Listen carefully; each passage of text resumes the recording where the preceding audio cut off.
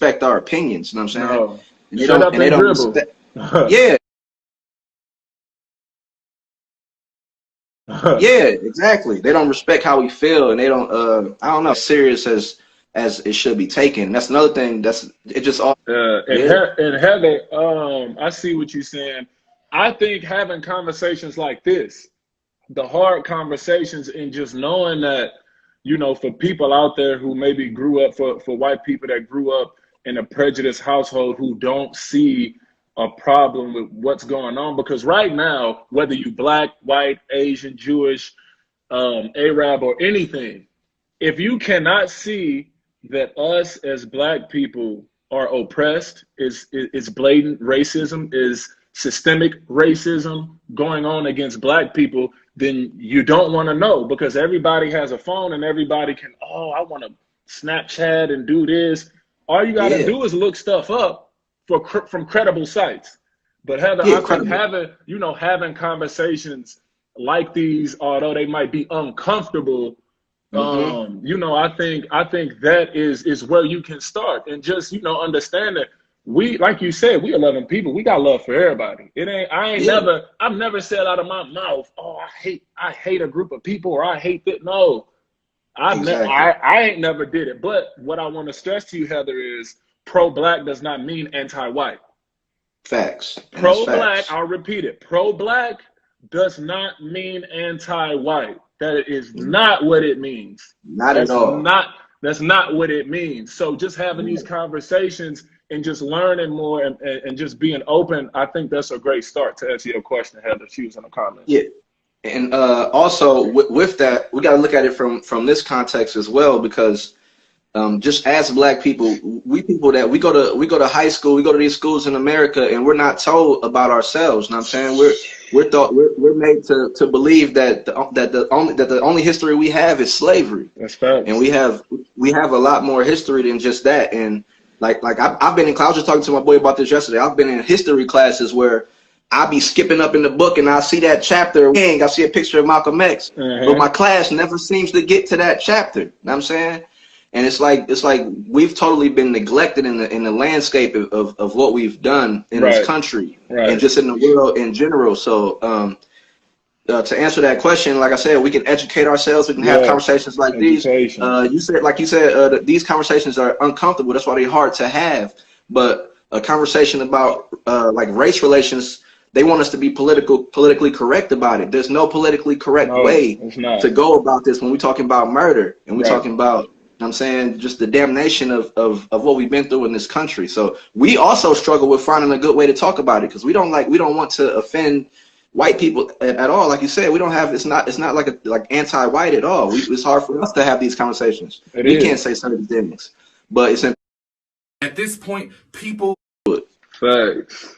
So just with the whole the Black Lives Matter, why do you think Black Lives Matter, the statement, now we ain't talking about the group, the statement Black Lives Matter, why do you think that's so controversial? Why do you think that statement in itself makes you know, white people uncomfortable, or people that's not black? Why do you think it makes them uncomfortable? I think one reason why it makes, as far as like just the literary elements of the phrase Black Lives Matter, they try to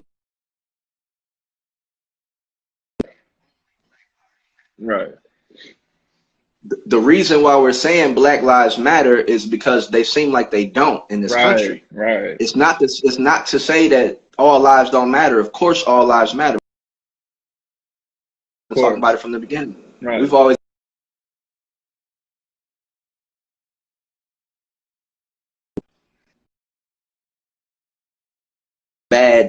for a bad headlight or a bounce check, we getting our lives taken. So right now, I'm saying, we're just trying to let y'all see that our lives really matter, and what we provide to this country and what we stand for. And I'm saying we matter, and I'm not saying that y'all don't, but I feel like that's the reason why they have a problem with it, just because the literary elements of it, they try to make it as if we're making an attack on them, and you know, they try to be counter to exactly what we're doing by saying all lives matter. But Yeah, I just feel like it's just the literary elements of it. Black Lives Matter. It kind of sounds like Black Power. You feel me? Yeah, So that yeah. that kind of rubs them the wrong way. I feel like in a certain sense, but they shouldn't feel that way. You know what I'm saying? At all. Facts, facts. I agree. Yeah. You know, it's not like we saying only Black Lives Matter, and I think that's what they turned it into. But I think Hmm. that statement in itself, Black Lives Matter, is so powerful that they came up with All Lives Matter. Like Exactly. that's how powerful it is. I think and I Yeah. kind of feel like you know, some white people or the mainstream media kind of chop it up as it's too black, it's too Black Panther-ish. It's too like like it's too empowering almost. And like you Yeah. said, you know, it's like it seems like Black lives don't matter. And you know, just that statement in itself, you know, we just letting y'all know that our lives matter too, because y'all killing our kids. Y'all killing Exactly. our women, y'all are killing us. And Yeah. then when somebody gets killed, it's always, why is it that we never get the benefit of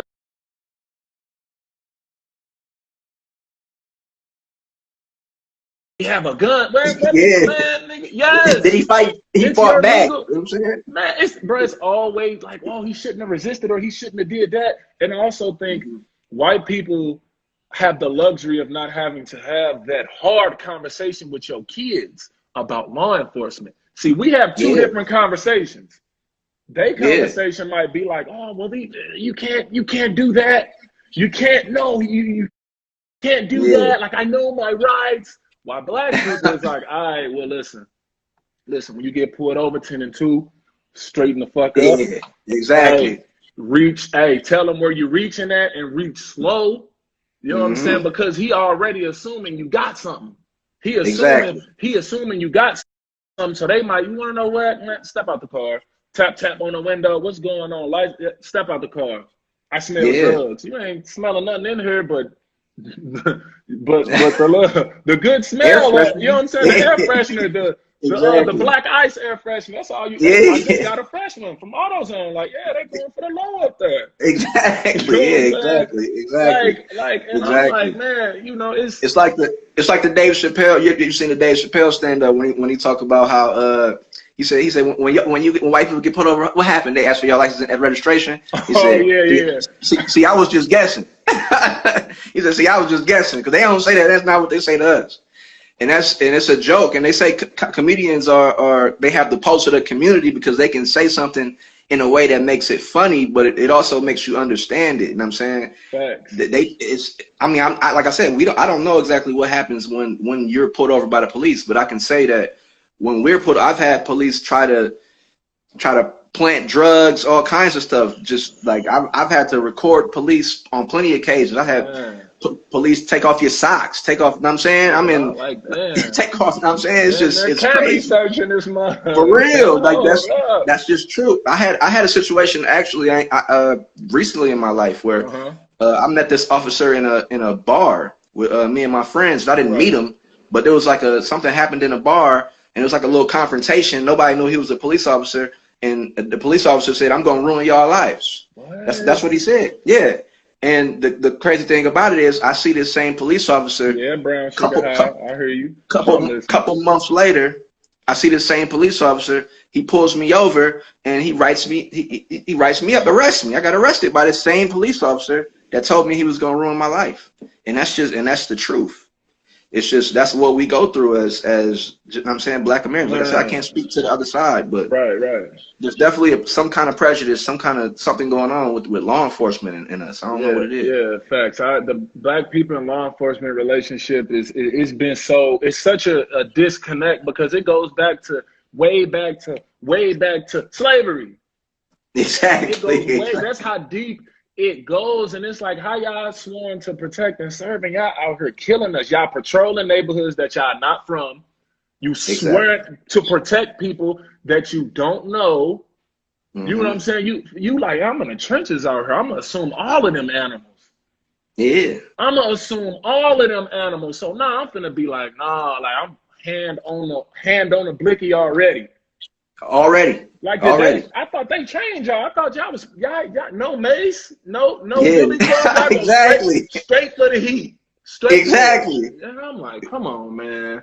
But yeah, What happened to the knife stick? You know what I'm saying? It's all kinds of different things that, you know what I'm saying, that different ways that they can treat us. You know what I'm saying? That they don't have to use deadly force every time we encounter them. Because that makes us feel uncomfortable as well. Yes, it So does. it's hard for, you know what I'm saying? I got like you said earlier, I got kids. I got a family, you know what I'm saying?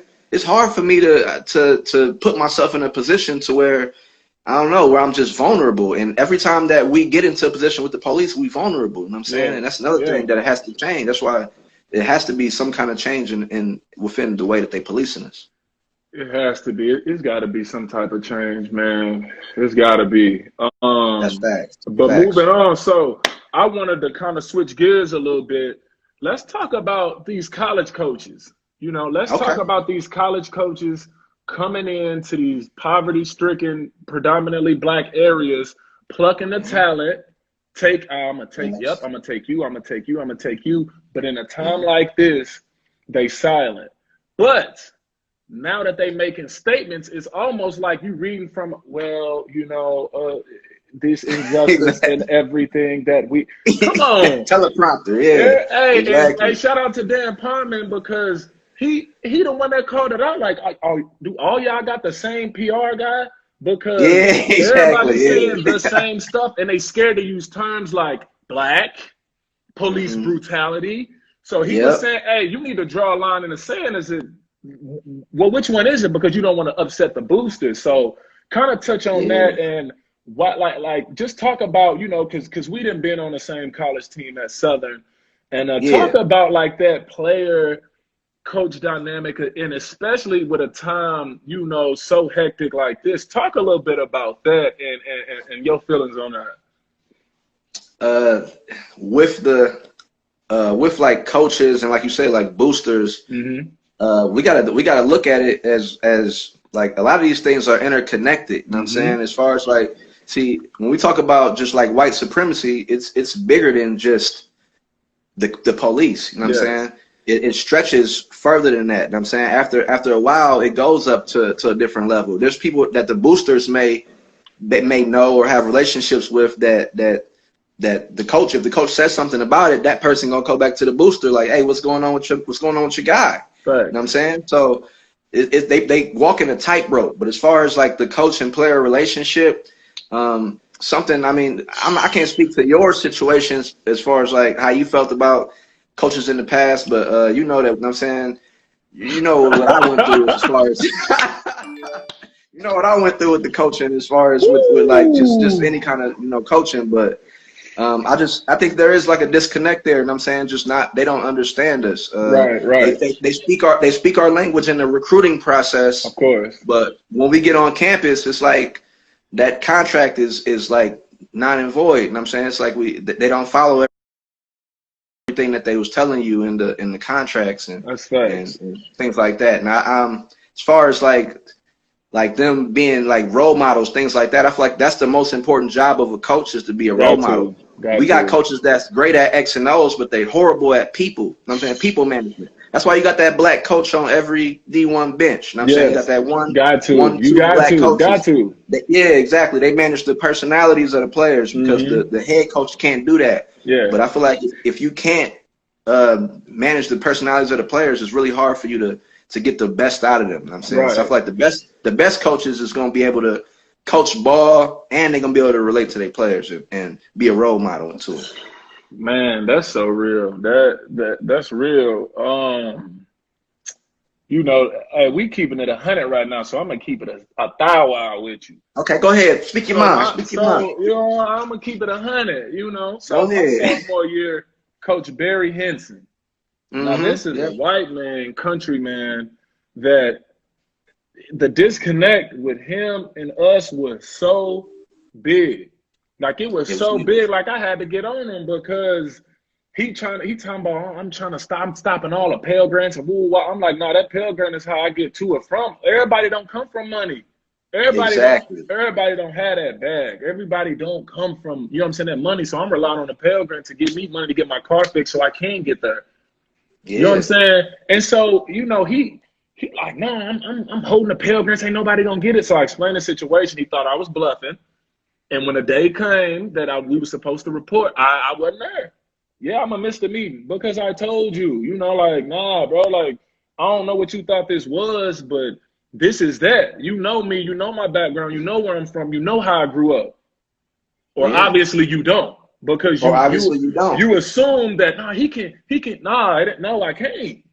I don't have it. And so he got on the phone, trying to talk crazy to my mama. We both had to cuss him out.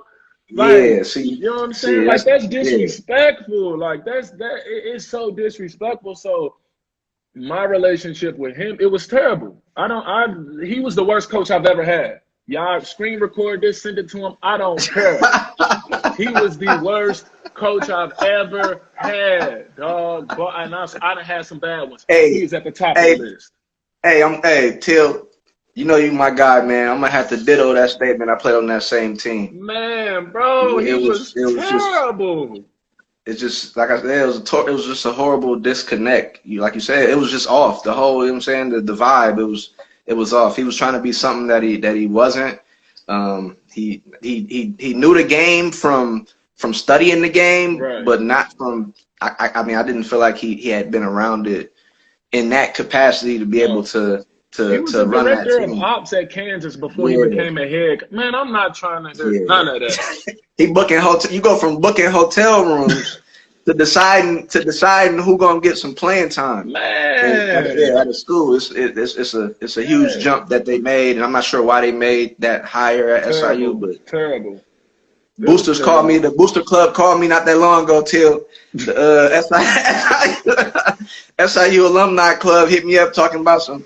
You think you can donate about $120 to I said, that's a little steep right now. I'm broke, baby.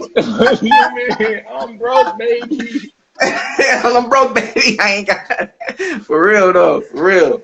But I mean, I still love SIU, the school and everything. You know what I'm saying, SIU is a great school to go to. I loved all that, but like you said, like the coach that was a bad experience for sure. That was my senior year too. So imagine how I felt, Till. That's my senior year. You know what I'm saying? Till got the chance to get up out of there and go do his thing. That was my last year, and I thought about transferring before the year started, and I didn't. And I ain't gonna say I regret it, because I don't try to say I regret things. Yeah, that was. I probably should have followed that, but. Yeah. Well, you know, it is what it is. But these college coaches, they kind of got that generic statement, and they're afraid to upset the boosters, and I don't want to upset them, and I don't want to. And you want to know what? Shout out to my Colorado State 2017, 2018 team, because guess what they did? They realized they had power, and guess what they did? We protested. We ain't practicing. Okay. What you gonna do? Exactly. It ain't gonna run without us.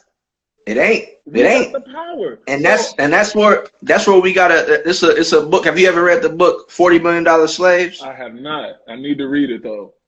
That's a book that I feel like every athlete should read before they even go to college, because the book, it talks about that. Just something. It's called. They call it in the book. They call it Black Gold, which is just the talent of the black athletes. If it's not for us, this thing don't run. So why they making billions of dollars off television, a year just from coaching players and giving the players nothing? It is us that controls the situation at the end of the day. Right. You know what I'm saying? So if we was to decide to say we not doing this, then y'all don't have a team. Who you just gonna you seen the have you seen the Supreme Dreams when he went in and he was talking to the coach about one of his players' grades? Oh, yeah. Anybody can score 30? So he said he can score 30 right here. So he can score 30 right here. Get out of here. Hey, dude, funny as hell. He's funny. He's funny. For real though, and that's what it is. And I don't know. Yeah, like you said, man, you got the power to protest, but you gotta have a team. You gotta have a team that's together. It's too often. It's too often that one player or them two players that's like that don't want to upset the balance of things and all that, and you just can't. I don't know. Things will never be right when you got people that's gonna side with the system even when it's not right. Yeah. You know what I'm saying? Them the people that Harriet Tubman, she would have got on their ass. That's them people. Exactly. So like either you with me Exactly. or you not. And if you're not with me, then Exactly. you a threat because we came too far, you know too much. Exactly. Exactly. That's But facts. kind of moving on. You had a question for me about being overseas. Oh yeah. I want to ask you, like, what is the difference as far as, because I didn't play overseas, but you've been overseas and Right. you've been in that culture. What's the difference as far as like how race is overseas? Like how's the relationships between black people and white people over there, and how are you treated? And was it different at all? If it was. So the thing about that is, bruh, see, I've had the privilege and the luxury of playing in Europe, South America, and Asia. You know, in Europe, I played in Silo, Finland. South America, I played in Montevideo, Uruguay, and in China, I played all over. So even in Europe, when I got there, the vibe, it was never a racist vibe. It was never a come here, nigger. It wasn't, you know what I'm saying? Like, it was never Yeah. one of those vibes. The only thing you got to get used to is people staring at you. That's Yeah. it. They gonna stare. I'm big. I'm black. Yeah. Is that LeBron? Who the fuck? What is he doing here? Hey, LeBron James. bro, you don't know how many times people tell me that on a daily basis, but that's a whole nother story. But Yeah, that's a whole different thing. in Europe and in South America, it was a little more melanated people, Spanish-speaking people, and man, they love me. I ain't gonna lie. I ain't never felt out of place. I ain't never felt if I'm walking down the street, a lady go cut her bag or be on some, I don't know, or somebody Yeah. giving me a weird look. You know what I'm Yeah. saying? And even in China, which is my favorite place, shout out to China. Yeah. It's my favorite place. And a lot of people will say, well, Till, you tripping because they was just kicking them African people out of their apartments. Yes, they was. But you want to know what a lot of people don't know is, just like George Floyd, that wasn't an isolated incident. China has had a problem with race, but the privilege that I recognize that I have is that I play basketball. See, don't forget that. See, I'm in that's for areas sure. and I'm in spaces to where the average person, you can't really, if like we in an arena, you can't get to me. They not just gonna let you Yeah. come down and holler. Yeah. No. You can't Exactly. just, Yeah. oh, what's up? No, it ain't like that. And so they looking at me Yeah. like this larger than life figure, but I don't have so much privilege that it puts blinders on me to where I know that, you know, maybe just maybe I was in Europe, South America, or China, and they called me a nigger in their language, and I just didn't know. Yeah. Exactly. I don't know what the slang for whatever is in China, you know, Spanish or Finnish. Yeah. I don't know what it is, but all I can speak to and all I can say is it seems like me being a black man when I travel, it seems like everywhere I've been, they understand the power of this melanin and they understand that we come from kings and queens and royalty. But the problem is Yes. when I come home, my own people don't even understand that. How can I go over Yes. here and Yeah. everybody else understand it? But when I get home, we don't understand it. We We don't don't. we We don't don't. get that. You know what I'm saying? And I'm Yeah. like, man, T, I ain't gonna lie to you. Ever since I started traveling, man, my life done got better. My mental health done been better. Physically, Yeah. I've been better. I've been happier. The only thing I don't like is them long flights, especially to and from China. But, you know, Yeah. other than that, you know, being overseas really gives me a breather from stuff like this. Yeah. It gives True. me a breather from stuff like this, because it's like, man, what I just gotta, what, in China, they gonna take your picture, record you. Oh, Yeah. hello, hello. Yeah. Like, they be Yeah. geeked. You know, they really, Yeah. really be geeked. But it's like, bro, I almost gotta kind of like when I go there, my mind kind of reset. And then every time I'm over there, because I remember being in Finland when they first elected Trump. Yeah. Ooh, How was they wee. feeling over there? How Oh was they my, feeling about Trump? listen, my teammate told me because we had a game that next day. He said, oh, so Donald Trump is your president? You guys, bro, listen, he said, you guys are fucked. That's what he said.